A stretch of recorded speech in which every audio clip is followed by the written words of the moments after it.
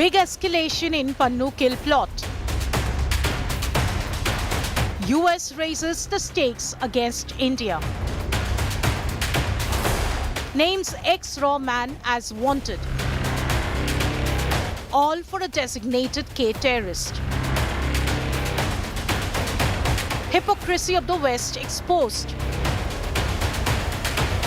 But why is US turning the screws? Suspense over India's next move. The big focus on 5 Live. What indeed is going to be India's next move? India is dealing with allegations from Canada and the United States very, very differently because of the nature of what has been presented to India. But the question still arises now that the United States has published pictures and the names of an ex-raw officer blaming him for being involved in a failed plot to kill a Khalistani terrorist in the United States. What is the Modi government going to do? I'm going to try and answer that here on 5 Live. Thanks so much for being with me. I'm Shiv. These are the headlines. Non-stop bomb hoax threats to airlines, threats traced to social media handles on Twitter. Agencies rope in service providers to confirm source of hoax threats, suspect multiple VPNs used from different foreign countries. Fresh threat to actor Salman Khan, 5 crore rupee ransom sought from the superstar actor. Threat says Salman's condition will be worse than Siddiqui. Amid threat, Salman resumes shoot with beefed up security. We've got a full report on this coming up at 6. Delhi air quality deteriorates. Haze engulfs Delhi, set to get worse. Stubble burning chokes Delhi NCR. Yamuna starts frothing again. Disgusting images from India's capital. Relief for Sadhguru in top court. Supreme Court dismisses plea against Isha Foundation, says cannot malign an institution based on one plea. Chief Justice of India says have doubts if petitioners appearing for a political party. Hamas chief Yahya Sinwar eliminated. Israel Prime Minister says account settled, but war is still on. US congratulates Netanyahu, says good day for Israel. I have an exclusive with the man who captured Yahya Sinwar coming up at 5:30 p.m.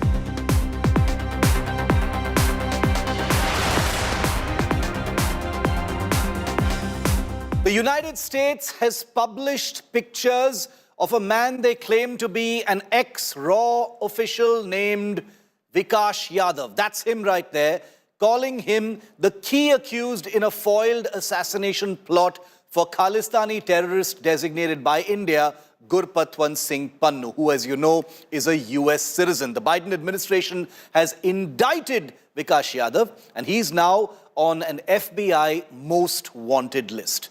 The question now is, what will India's response be? Watch this report. Over 10 months since the probe into the alleged plot to assassinate Khalistani separatist Gurpatwant Singh Pannun kick-started, the FBI in the United States has charged a former Indian intelligence official.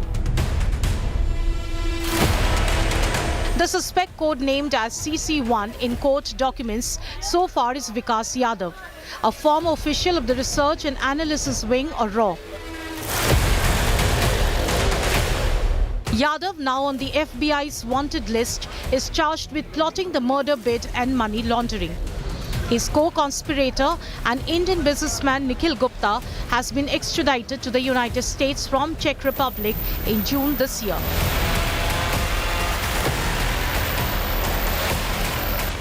According to the indictment, the murder plot started in May 2023. Yadav allegedly conspired with Nikhil Gupta and used Amanat as an alias. He allegedly hired Gupta to carry out the assassination, who then approached a third person to hire a hitman. But this person was working with the US law enforcement.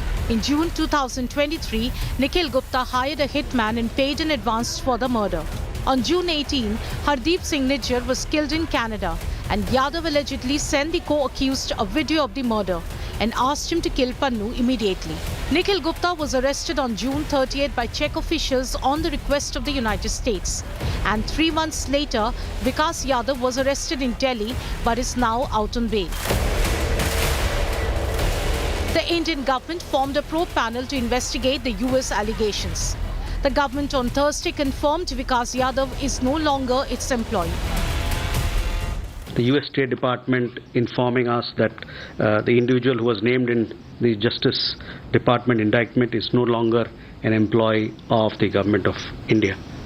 Yes, I confirm that he's no longer an employee of the Government of India. The probe into the Kill Pannu plot is clearly ramping up, with India and the United States jointly investigating the charges.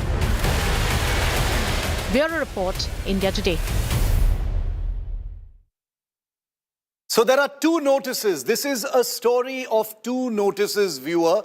You've got what the United States has put out by its FBI, a wanted notification with a picture of this ex-RAW official Vikas Yadav, saying that he is the key accused in the Pannu plot. And you've got the NIA's notification from a few years ago designating Gurpatwant Singh Pannu as a wanted terrorist, proscribed and designated by India for a variety of different things. There are 22 criminal cases against him in Punjab under the UAPA, and he is formally a designated terrorist. So you've got two notifications. This is a story of two notifications. Gurpatwant Singh Pannu, a man designated as a terrorist by the world's largest democracy and the world's oldest democracy, a good friend of India, currently wants a man they say is a key accused in an attempt by the Indian government to kill a designated terrorist on US soil.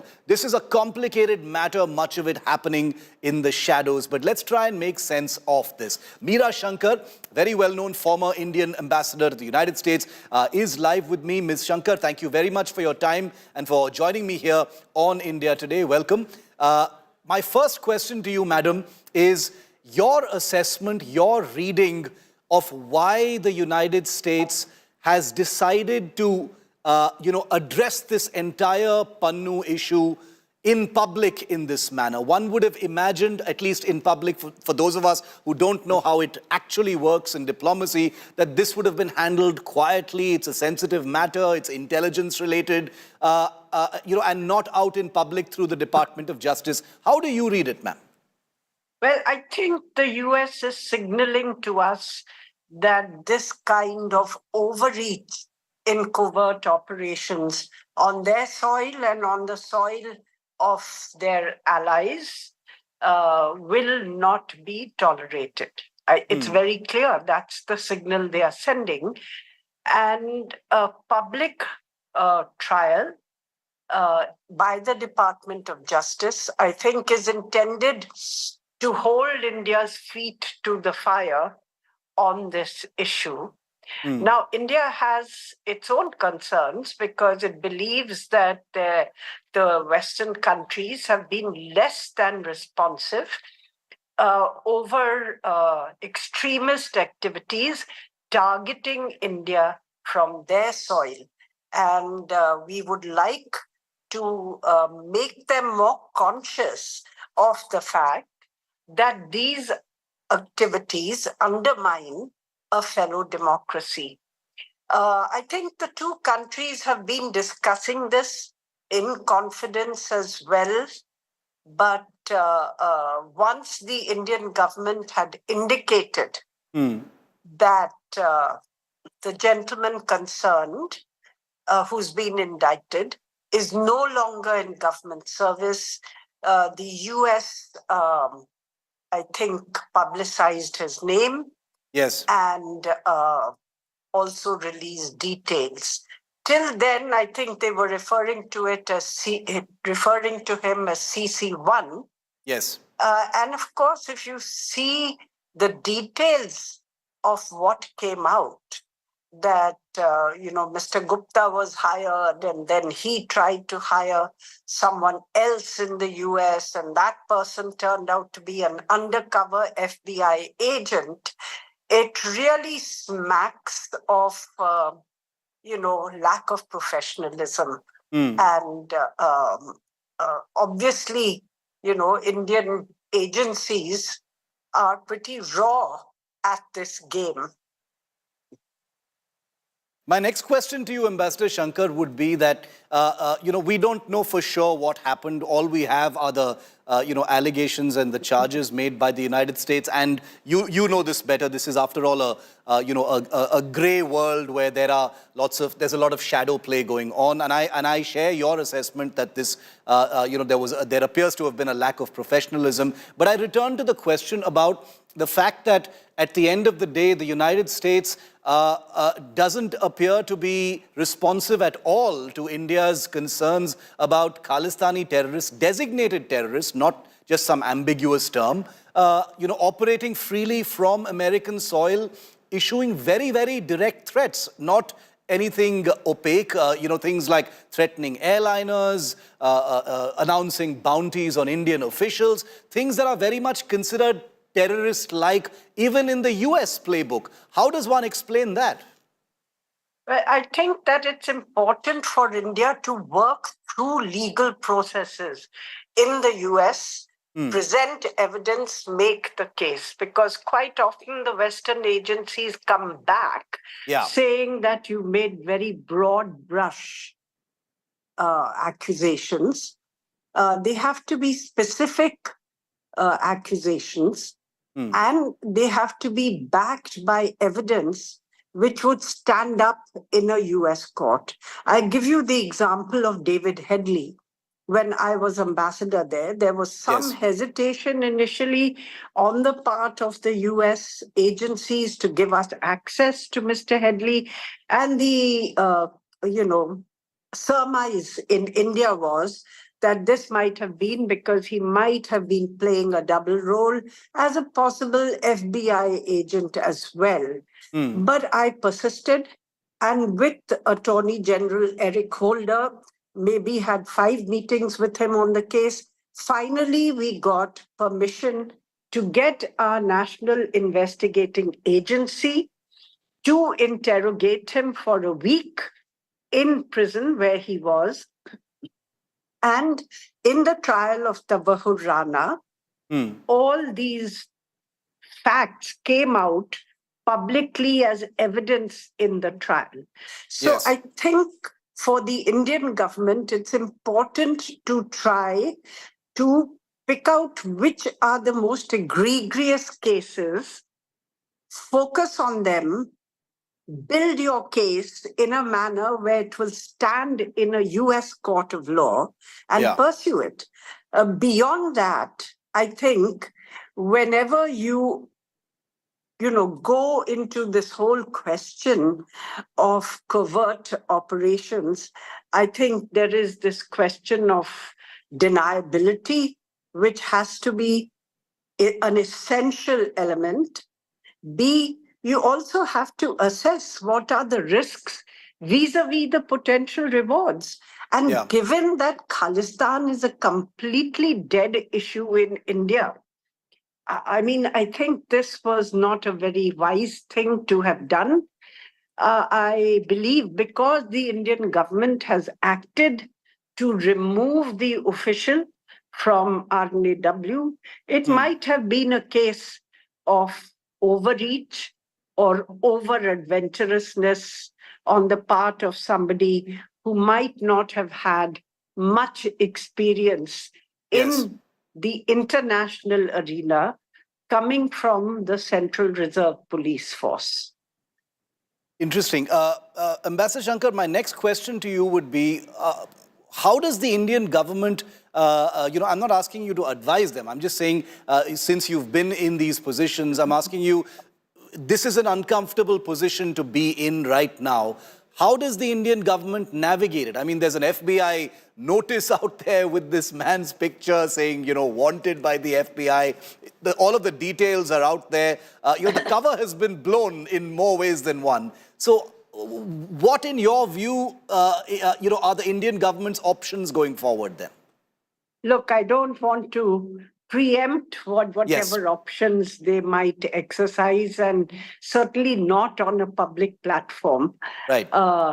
But I think the US is stressing that they want accountability.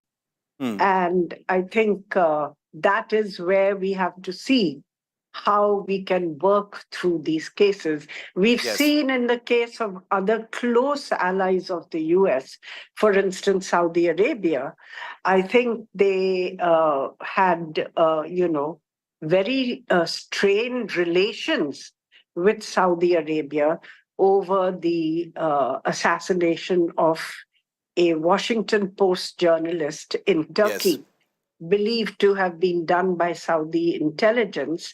But after a couple of years, I think, the relationship was back on even keel. With India, I think the US has tried to insulate the rest of the bilateral relationship, and Yes. so has India, from the fallout of this incident. I think if the two countries can work through this in a manner which addresses concerns on both sides, I think we would have achieved something. And in the meanwhile, insulate the rest of the relationship and let that grow. Yes. Because ultimately, it's the convergence in the Indo-Pacific and the economic relationship, the technological relationship, which Yes. will drive how the two countries relate to each other, not an incident like this. It could have really soured relations, but you've seen, for instance, the contract for the Predator drones Yes. has just been signed. So Correct. it hasn't really been allowed to impact the broader relationship. But I think it's also in India's interest to address this perception that we are going outside the rule of law and, taking covert action against US or other Western citizens. Finally, at the end of the day, we may say, but the West does this all the time. There's an asymmetry of power, unfortunately, in the global arena, which we have to recognize. And that's the starting point of any successful policy, to understand the limits of your power. Ambassador Meera Shankar, we'll leave it there. Thank you very much for that comprehensive assessment and helping us really understand what are pretty inaccessible issues to most of us. But this was most helpful. Thank you so much for your time here on India Today. Thank you. The question remains, however, and I did put that question to Ambassador Meera Shankar, which was, how is the Indian government now going to react? I want to bring in India Today's Shashank Mattu, who tracks the External Affairs Ministry. He's been speaking to his sources as well. We've been seeing briefings happen every day, Shashank, on the on the Canadian meltdown and the flashpoint. Obviously, things are qualitatively different as far as the United States are concerned. Have we heard about any Indian response so far to this entire Vikas Yadav affair? No, as far as we know, the Indian government has been fairly tight-lipped on how it's going to be handling this. But so far, I think the smart money is on the idea that the Indian government will use the mechanisms that have already been established, because they seem to have worked well. There has been a remarkable level of civility and cooperation between the Indian government. The American government has also said that it is satisfied with how the Indian government is handling what's happening. We, of course, sent the Deputy National Security Advisor and very, very high-level officials to the United States very, very recently to apprise them of what's going on our side of the investigation. So the mechanisms, which is the high-level inquiry committee that India has set up, seems to be working for the Indian side. It seems to be working for the American side. So as far as I can tell, as far as I've been hearing, it seems that the mechanism is working. So nothing over the top needs to be done at this point in time. America, of course, has released the second indictment against Vikas Yadav, and that will, of course, be also discussed between the two countries.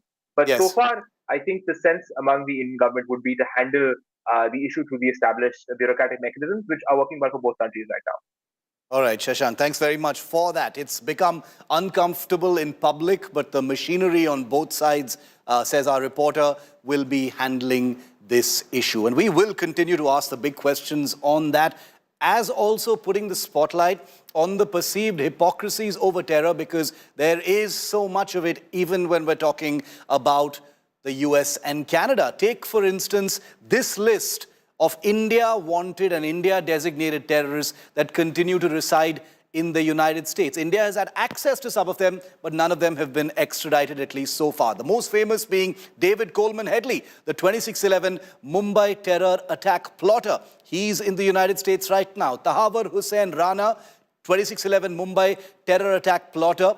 He's also in the United States. There has been quite a bit of movement towards the possibility of him being extradited to India. Even as late as August this year, there were developments in a US court, but it hasn't happened just yet. And remember, 26/11 was a terror attack perpetrated in part by two of these people who were part of the entire conspiracy, in which many foreigners, including Americans, also died. So that's something to keep in mind when we talk about India-wanted terrorists living in those countries. And here's the list of India-wanted criminals, gangsters and terrorists who live in Canada. Goldie Brar of the Lawrence Bishnoi gang. The Lawrence Bishnoi gang, the same gang that Trudeau's government has named in its allegations of against India. India has said send Goldie Brar back. That hasn't happened. Gurjeet Singh, also part of the Lawrence Bishnoi gang.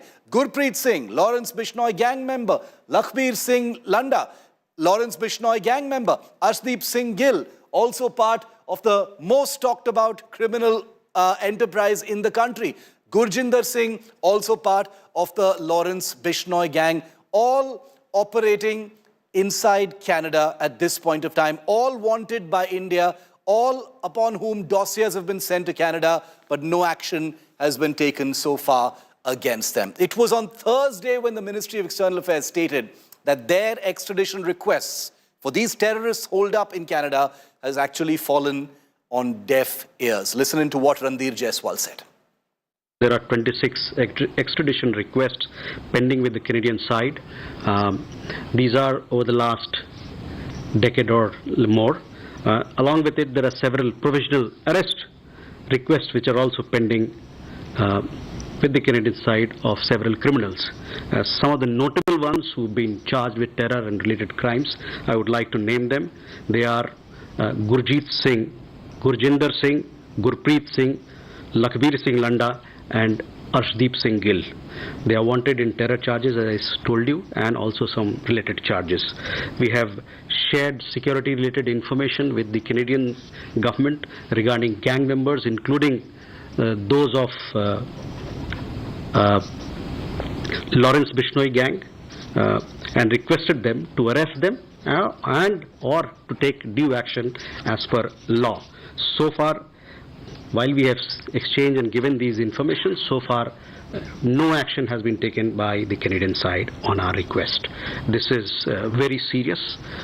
Also, I would like to say that we find it really strange that now the people who we asked to be deported, on whom we asked that action be taken, we are being told that they are the ones, or RCMP is blaming Indian side that these people are committing crimes in Canada for which you are to be blamed. So this is a contradiction in terms which we don't understand. Now, you just heard Ambassador Meera Shankar, former ambassador of India to the United States, talk about how, despite the unpleasantness over what is happening between India and the United States over the Gurpatwant Singh Pannu assassination plot, the India-US relationship is actually booming right now.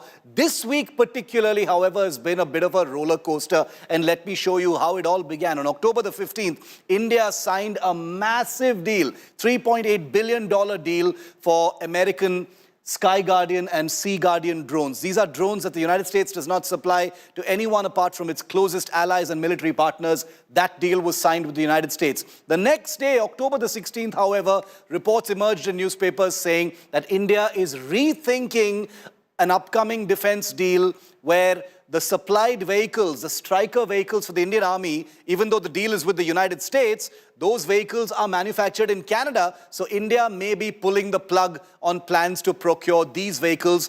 That damages Canada a great deal. But the next day, India announced publicly that it had chosen American GE turbine engines manufactured in the United States to power its next generation of missile vessels for the Indian Navy. So it's been a bit of a roller coaster as far as India-US defense relations are concerned. But as Ambassador Shankar very rightly said, the Pannun flashpoint is not affecting the larger strategic relationship. But I want to tell you about one possible defense deal that's on the table between India and the United States that now stands in jeopardy. These are for Stryker vehicles for the Indian Army. And because of the negativity currently between India and Canada, this particular defense deal might be scrapped. Take a look.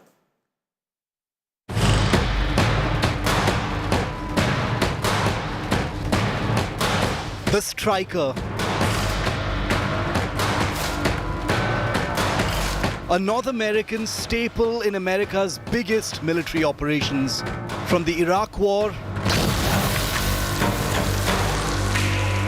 to the war in Afghanistan, let's go. From the war on ISIS in Syria to even the Russia-Ukraine war. The Stryker is a symbol of American military presence. And as a part of a deepening relationship, it was revealed that India also had plans to obtain Stryker vehicles for the Indian Army's combat units in Ladakh. The plans surfaced last year, saying India planned to buy and co-produce Strykers in India as part of the Indo-US defense trade relationship. But all that may have hit a wall now. Thanks to Canadian Prime Minister Justin Trudeau. Because while India's Stryker procurement plan is a deal on the table with the United States, the vehicles themselves are built in Ontario, Canada, a country that has just declared a belligerent diplomatic war with India. Canada is a country rooted in the rule of law. Trudeau, who has spent the last year accusing India of having a hand in the killing of a designated Khalistani terrorist, while openly protecting others, is likely to see the Indian Stryker deal evaporate on his watch. After all, why would the Indian government give Canada a multi-million-dollar deal and thousands of manufacturing jobs when the country literally protects India's enemies as part of state policy?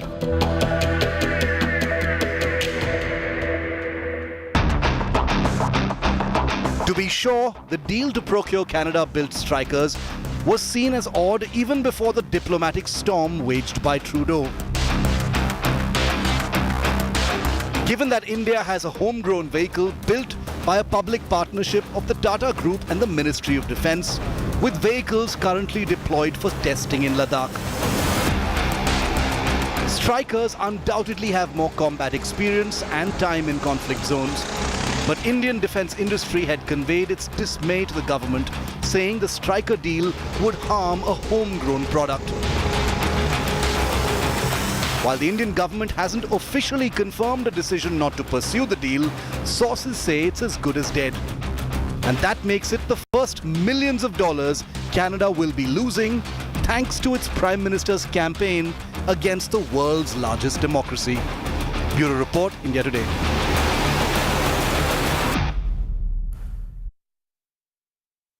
Viewer, I have a bit of a contrarian take, however, on Washington's conspicuous shielding of terrorist Gurpatwant Singh Pannun under the guise of protecting a US citizen.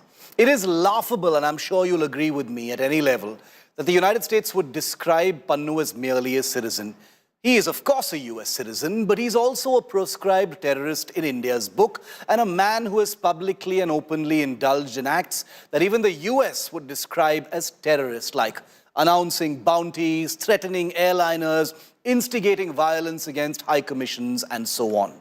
You're hearing a narrative right now that the US Department of Justice pursuing the assassination plot against Pannun is based on a CIA counterintelligence operation that intercepted India's insidious plans to bump off Pannun on US soil. Now, to be truthful, I don't really know what happened, but it's very likely that there was a botched operation. It's very likely that there was some overreach. It's possible that there was some unprofessionalism. I don't know for sure, but that's what the United States is saying, and it is possible. But the US is clear that it has evidence of ex-RAW official Vikas Yadav's involvement in the plot. I somehow differ with this whole caught in the act narrative, if you'll forgive me. The United States has by far, as you know, the most powerful counterintelligence network on earth. It has deep real-time abilities to keep track of activities on its soil or from the outside. Therefore, I wish to take a little bit of a contrarian view and submit that the United States didn't so much chance upon the Pannun plot as much as chose to make a big deal out of this alleged assassination bit. Therefore, the only logical question in my view is why? Why, viewer, is the United States under Joe Biden choosing to injure relations between the two countries by making a designated terrorist on its soil a point of contention? Could this not have been sorted out behind closed doors? Why is the United States prioritizing the rights of a designated terrorist on its soil, the trigger for a very public confrontation with one of its closest partners, India? Remember that intelligence-related operations are usually dealt with quietly and behind the scenes, especially with countries you are friends with. So then I return to my submission. This isn't about procedure or citizenship or morality or doing the right thing. The United States, in my view, has chosen to highlight the Pannun case and chosen to do so publicly as a message. Again, I submit, the only question is why? India becoming too big for its boots, going outside the rules-based order, overreach, trying to do things beyond its abilities. It is not uncommon for countries to maintain intelligence pressure points against other countries, even ones that they're friendly with. Security assets like Pannun maintained in their countries in order to use as leverage when necessary are routine aspects of covert diplomacy. But the Pannun flashpoint isn't covert. That's the point. The United States has decided to make it fully public as a lesson, as a message. So again, I ask, why has it chosen to do so? Did it go to the Indian government first, hit a wall, and then decide to go public? There is no evidence of that. The flashpoint is discordant when you think about the huge strides India and the US are making in virtually every other sphere, including diplomacy. Just this week, India and the US signed a mammoth deal for advanced armed Sea Guardian drones, hardware the US reserves for its closest friends and military allies, as I said. India also selected US engines for its next generation of warships, as I just showed you. Experts believe India and the US are able to insulate the core of their strategic relationship, their friendship, from the messiness, the messy nature of the public unpleasantness over this whole Pannun affair. But that still doesn't answer our question, does it? Why has the US chosen to do this? Is it to contain India? Is it to teach a friend a lesson saying, know your limits? Is it to get India to rethink having too much of an independent foreign policy? Is the US signaling its annoyance at India's continued proximity to Russia and Iran? Is the United States saying that things shouldn't be taken for granted in this friendship? Is the United States signaling that no matter how independent your foreign policy, if things are to progress even further, then you must toe the line? It could be any one of these things, and I have no wish to simplify it, because the question remains, why has this happened? Will there ever be a really clear answer? Most experts believe that diplomacy is a complex issue. It's a multi-layered issue, and that is most definitely true. But when the Pannun flashpoint becomes the public face of the engagement between these two countries, thanks in no small part to the media, because this is happening in public for a reason, one has to question the intentions and one has to question the future of its impact on other very, very strong aspects of the India-US relationship. It's something to think about. And coming up after this very short break, Hamas chief Yahya Sinwar eliminated in an insane operation in Gaza's Rafah city. There's a video of his final moments, and a man who captured him many years ago and interrogated him for hours will be live with me right here on 5 Live. Stay with me.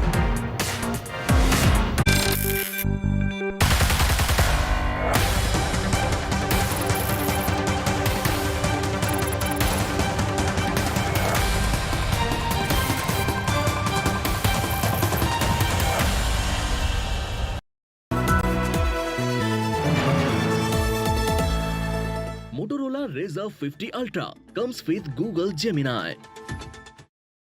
Motorola Razr 50 Ultra comes with Google Gemini. Hi, I am AI anchor Sana, bringing the top headlines for you, presented by Motorola. NDA announces seat sharing for Jharkhand polls, BJP to contest 68 seats while allies get 13. PM Modi to visit Russia for 16th BRICS summit from October 23rd to 24th. Supreme Court clears trial against Gurmeet Ram Rahim in 2015 sacrilege cases, lifts High Court stay.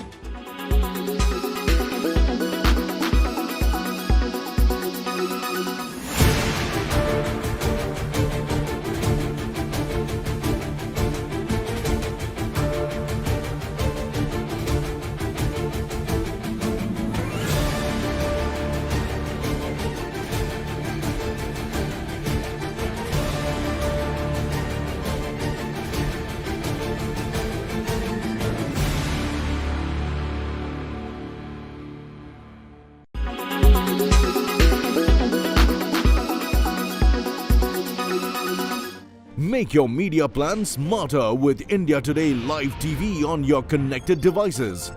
Amplify your brand with 100 million smart internet viewers. To advertise, mail us at sales@aajtak.com.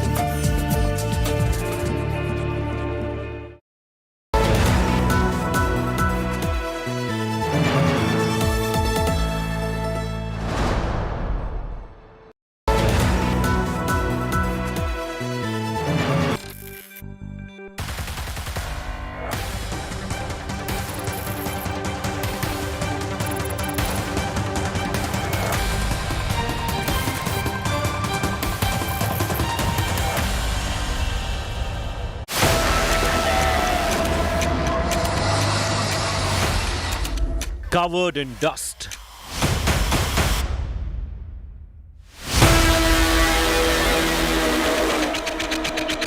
Surrounded by rubble.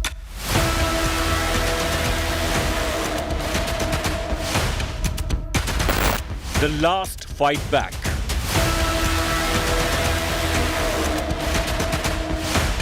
This is the end of Hamas chief. Israel eliminates Yahya Sinwar. Total decimation of Hamas leadership. While this is not the end of the war in Gaza, it's the beginning of the end. It can end if Hamas lays down its arms and returns our hostages. Bigger escalation next. Top focus on 5 Live with Shiv Aroor.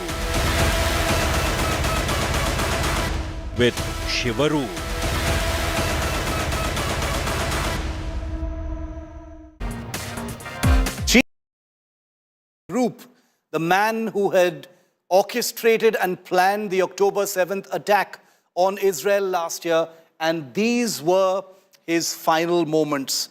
A riveting piece of drone footage where a mini drone sent by Israel flies through the window of a broken up building in the Rafah city of Gaza, where Yahya Sinwar was captured sitting on a couch, one of his arms blown off, and making his last-ditch attempts at fighting what was the inevitable.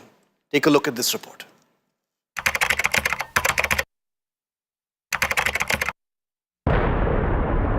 An Israel Defense Forces drone captures a bombed-out building in southern Gaza Strip.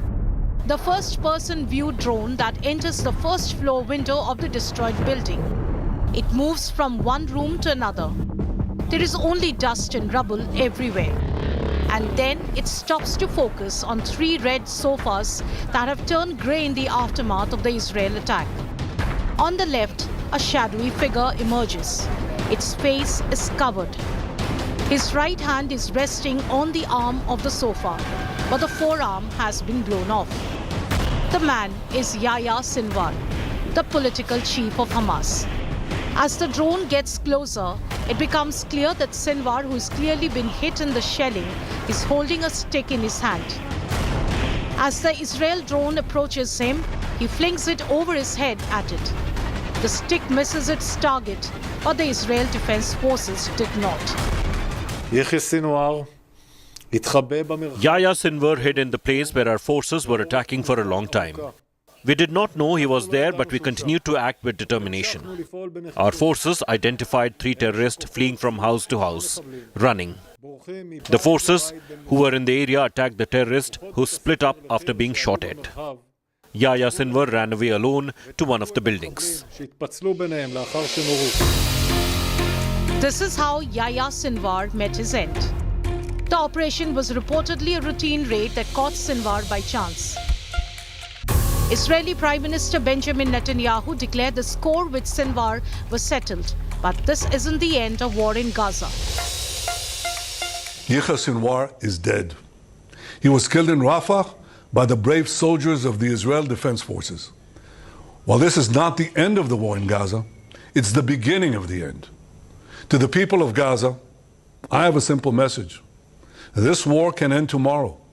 It can end if Hamas lays down its arms and returns our hostages. The United States applauded the operation, with President Biden personally congratulating Netanyahu. Now's the time to move on. Move on, move toward a ceasefire in Gaza. Ensure that we move in the direction that we're going to be in a position to make things better for the whole world. It's time for this war to end and bring these hostages home. The Pentagon clarified that the U.S. played no direct role in the operation, but had provided intelligence and tracking support. This was an Israeli operation. U.S. forces were not directly involved. We've been sharing information and intelligence in support of hostage recovery efforts and the tracking of these leaders who have been holding hostages, to include Americans. And so, in so much as it's helped to inform Israeli operations in general, writ large, certainly it has played a role. Iran, a longtime supporter of Hamas, mourned Sinwar's death, hailing the Hamas chief as a martyr. Sinwar, who rose to leadership after the death of Ismail Haniyeh in July, has been a key figure in Hamas's operations, who masterminded and orchestrated the October 7 attack, which ignited the West Asia War. Bureau Report, India Today. The amazing thing about the end of Yahya Sinwar is that he wasn't actually being targeted in the operation that he was killed in. Let me just take you through some of those details. It was a unit of a trainee squad of commandos who were on patrol in the southern Gaza city of Rafah. The Israeli soldiers came upon a small group of Hamas terrorists in that particular area. The Israeli soldiers, backed by drones, engaged in some kind of a firefight. The Israeli fire brought down part of a building where those terrorists took cover, including Yahya Sinwar, who was seen running from one building to another. As the dust cleared, the Israeli soldiers began searching that particular building. 3 Hamas terrorists were killed. Soldiers noticed one of the bodies resembled Yahya Sinwar. Remember, they weren't actively chasing him in this particular operation. It happened practically accidentally, by mistake. Soldiers suspected the body was booby-trapped, and therefore the body was identified with money and weaponry found, and that's how it was confirmed that Yahya Sinwar was finally killed. Now, if you look at the footage that's been floating around on social media of how Yahya Sinwar was killed, one can easily tell that a number of different kinds of weapons were used. It's very possible that Tavor X-95 assault rifles were used in the initial firefight. That's the standard issue assault rifle that commandos of the IDF use.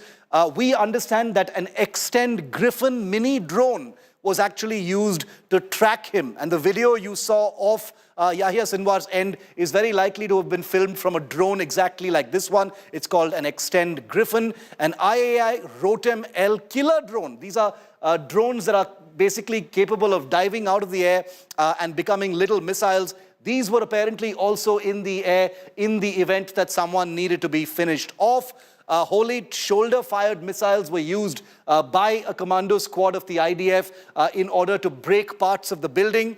And a Negev 7.62 millimeter machine gun is said to have been positioned somewhere outside the building for extra cover. An IWI Dan sniper rifle may have taken the final shot. We don't know that for sure, but all of these different Israeli weapons are said to have been involved in the operation, which I repeat once again was an accidental operation, not actively targeting Yahya Sinwar, even though he was one of the most wanted Hamas persons. That's how it actually played out. And joining me now live from Tel Aviv, Israel, is Michael Kubi, who is a person who knows Yahya Sinwar better than most people in the Israeli establishment. He was ex-chief interrogator of the Shin Bet, which is the internal security establishment of Israel. Mr. Kubi, thank you very much for speaking to me here on India Today. My first question to you, how important was this target? We're hearing it was an accidental killing of this particular man, Yahya Sinwar, but how important is it that he's been eliminated? Yeah, look, I was the head of the interrogation department of the Shin Bet, the Israeli Secret Service. Yeah. And in 1989, May 1989, I arrested 520 members of the Hamas during my interrogation to look up who was involved in killing 2 Israeli soldiers. So between the people that I arrested was one called Yahya Sinwar. He was an officer that nominated by Ahmad Yassin to be in charge of the Quwat al-Majd. This is the glory of, the power of glory. Yeah, yes. That's the name in English, the Arabic name. And he was in charge of the education in Gaza. During his position, he killed 12 people that he suspicious cooperating with Israeli, and they wasn't cooperators. So he killed them, he cut their heads. That's the reason that the people in Khan Yunis called him the butcher from Khan Yunis. Yes. Not us gave him that name. The people of Khan Yunis gave him that name, the butcher of Khan Yunis. He was really, really cruel man. You know, he was the man who write with Ahmad Yashin the charter and the convention of the Hamas that was based by the principle of the Nazis. He translated the book of Hitler to Arabic, and, you know, he took all the principle, the bad principle for the book, and he put them at the charter of the Hamas.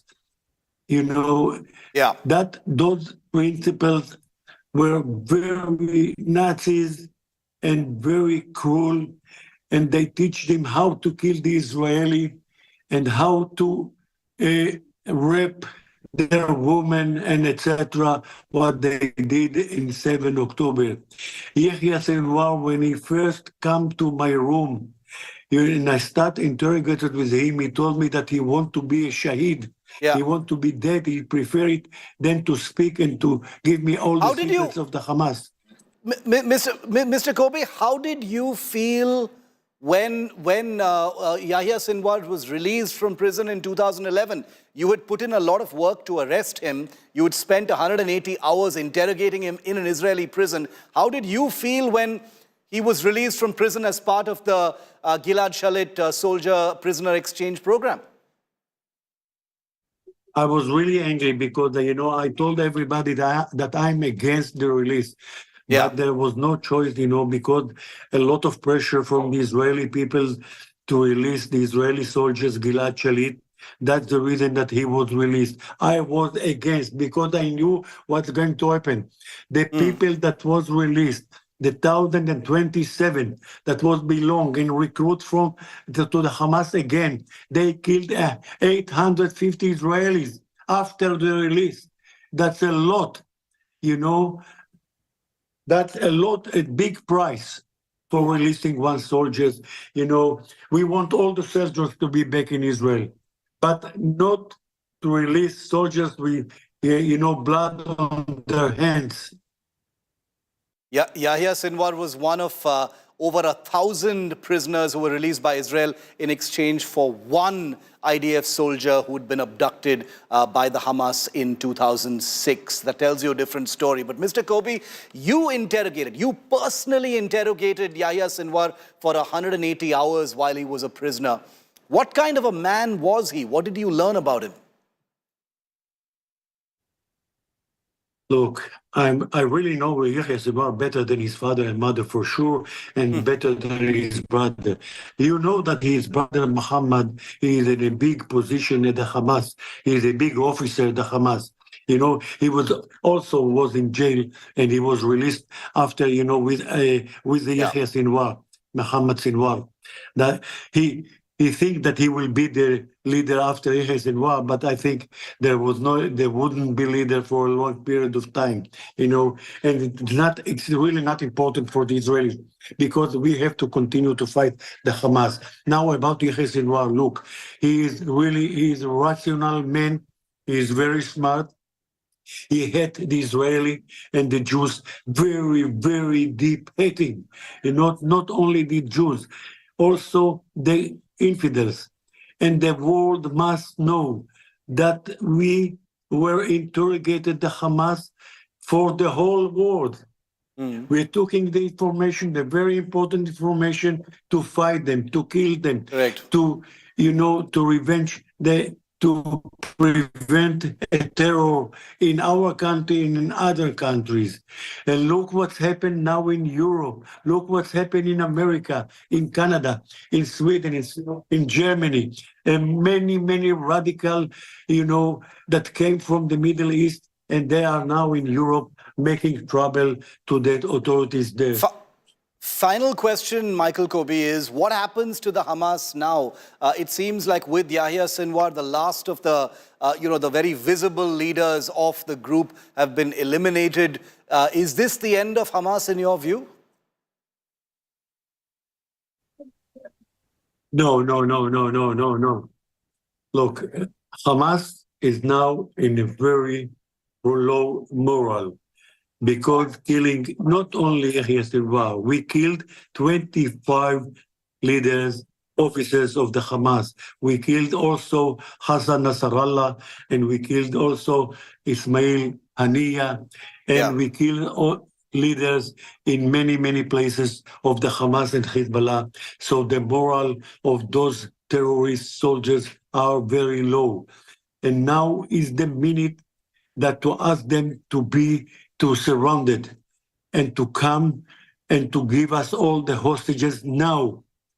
And we have to act very fast to bring our hostages to Israel. That's the most important mission for the Israeli state.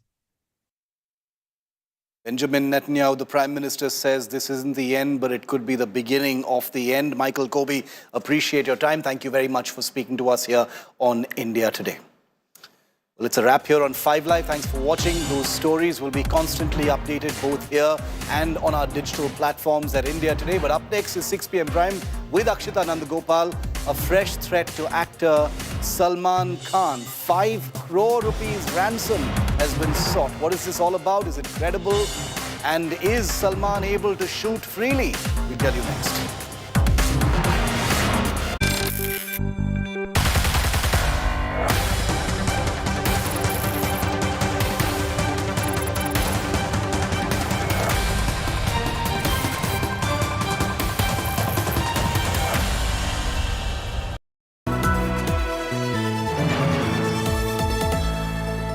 Results day humiliation for our rivals. India Today smashes viewership charts. Unfake, unfuzzy, unfixed viewership. Zero landing equals viewership domination. Others